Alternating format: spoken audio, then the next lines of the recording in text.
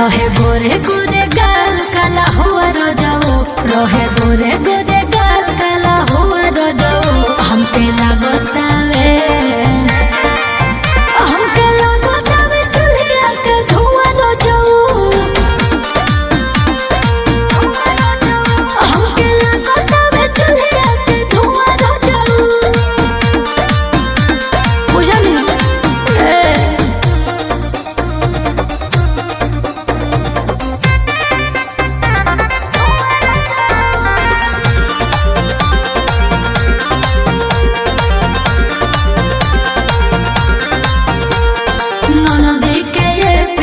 तेज बट बोली जाके लगेला जैसे दिलवा